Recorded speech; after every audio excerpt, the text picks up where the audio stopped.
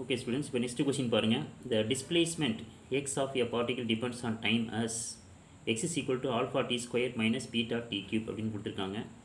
The particle will return to its starting point after time alpha by beta ன்னு கொடுத்துருக்காங்க first option. Second option வந்து the particle will come to rest after the time 2 alpha by 2 3 beta ன்னு கொடுத்துருக்காங்க. The initial velocity of the particle was 0 but its initial acceleration was not 0 அப்படின்னு சொல்கிறாங்க.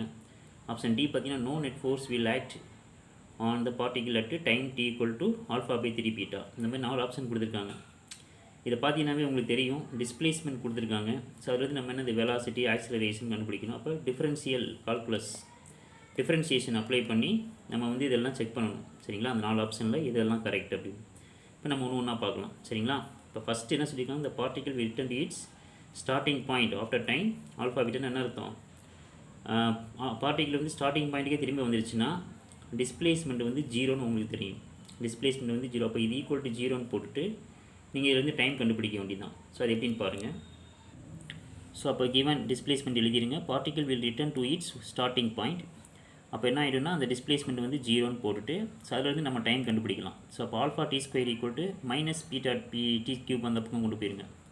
So plus beta t கியூப்னு வரும். இல்லை D ஸ்கொயரை cancel பண்ணுங்கள். ஒரு டி இந்த சைடு இருக்கும். சரிங்களா, அப்போ இந்த பீட்டா இந்த சைடு கொண்டு வந்தீங்கன்னா t equal to alpha by beta. அப்போ டைம் வந்து இந்த டைமில் வந்து டிஸ்பிளேஸ்மெண்ட்டு ஜீரோ, அதாவது ரிட்டர்ன் ஆகிடுது அப்படின்னு சொல்கிறாங்க. அப்போ ஃபஸ்ட் ஆப்ஷன் கரெக்டு தான். ஸோ அப்போ டைம் வந்து ஆல்ஃபா பை பீட்டா டைமில் வந்து அந்த ஸ்டார்டிங் பாயிண்ட்டுக்கு அந்த பார்ட்டிக்கு ரிட்டர்ன் ஆகிடுது. இப்போ ஃபஸ்ட் ஆப்ஷன் வந்து கரெக்டு.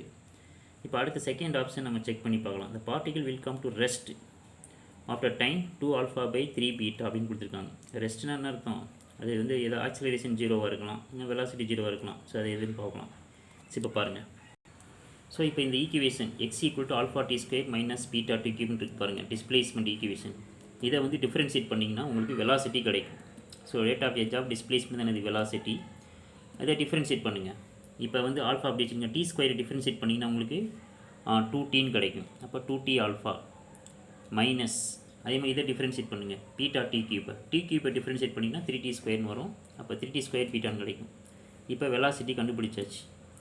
சரிங்களா, அப்போ பார்த்தீங்கன்னா இப்போ இனிஷியல் டைம், அதாவது இனிஷியல் வெலாசிட்டி வந்து உங்களுக்கு வந்து என்னது ஜீரோ. அதாவது என்ன சொல்கிறாங்கன்னா at time D equal to zero, வெலாசிட்டியும் zero.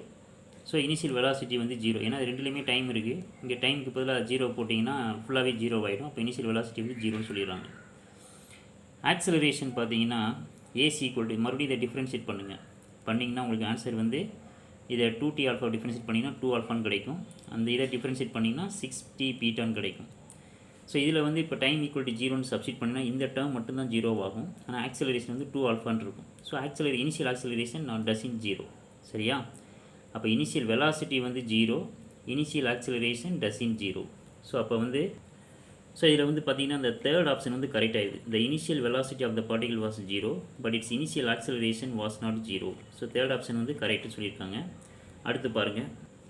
Next the particle will come to rest when 2 alpha t alpha, அதாவது என்னது 2t alpha minus 3 beta t square equal to 0.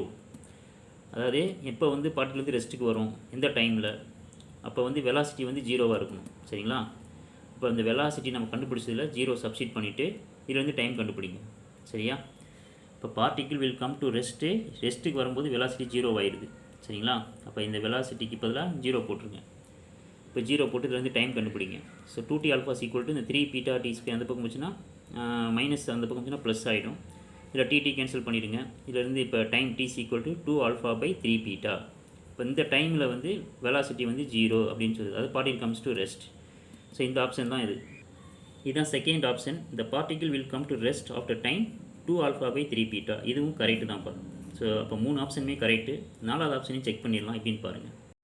So fourth option என்ன சொல்கிறாங்க, no net force will act on the particle at the time D equal to alpha by 3 பீட்டான்னு கொடுக்குறாங்க. இந்த டைமை கொண்டு போய் நம்ம ஆக்சிலரேஷனில் சப்ஸ்டிட் பண்ணோம்னா ஆக்சிலரேஷன் ஜீரோ வந்துச்சுன்னா அப்போ நோ நெட் ஃபோர்ஸ். ஏன்னா force F is equal to m a. அப்போ வந்து இந்த டைமோட வேல்யூ கொண்டு போய் ஆக்சிலரேஷனில் சப்ஸ்டிட் பண்ணுவோம். சப்ஸ்டிட் பண்ணிவிட்டு ஆக்சிலரேஷன் ஜீரோ வந்துச்சுன்னா ஃபோர்ஸ் வந்து ஜீரோ அப்படின்னு சொல்லிடலாம். ஸோ அது எப்படின்னு பாருங்கள். ஸோ இப்போ time D equal to alpha by 3 beta அப்படின்னு கொண்டு போயிட்டு இந்த ஆல்ஃபா ஆக்சிலரேஷன் ஈக்குவேஷனில் சப்ஸ்டிட் பண்ணுங்கள். நம்ம ஏற்கனவே கண்டுபிடிச்சிருக்கோம் ஆக்சலரேஷன். வெலாசிட்டியை டிஃபரன்ஷியேட் பண்ணிங்கன்னா உங்களுக்கு ஆக்சலரேஷன் கிடைக்கும். அதில் அந்த டைமுக்கு பதிலாக α/3 பீட்டாவை சப்ஸ்டியூட் பண்ணுங்கள். ஸோ இங்கே α/3 பீட்டாவை சப்ஸ்டியூட் பண்ணிங்கன்னா இந்த பீட்டா கேன்சல் ஆகிடும். இங்கே 3 6 2α வரும். 2α - 2α அது 0ன்னு வந்துருச்சு. அப்போ நெட் ஃபோர்ஸ் என்னது 0 தான். So net force m is equal to 0. thus no net force act on the particle when time t equal to α/3 beta. Time வந்து α/3 பீட்டா இருக்கும்போது நெட் ஃபோர்ஸ் வந்து 0வாக ஆயிடுச்சு. ஏன்னா ஆக்சலரேஷன் 0னால நெட் ஃபோர்ஸ் 0. அப்போ அந்த ஆப்ஷன் 4 கரெக்டு தான்ப்பா. ஸோ அப்போ இந்த கொஷினில் பார்த்தீங்கன்னா 4 ஆப்ஷனுமே கரெக்டாக இருக்குது. சரியா? ஸோ இந்த மாதிரி கொஷின்லாம் வந்து ஐஐடியில் கேட்பாங்க. ஐஐடி அவங்க IIIT இதில் வந்து இந்த மாதிரி கொஷின்ஸு கேட்பாங்க. ஓகேப்பா, இது பாருங்கள்.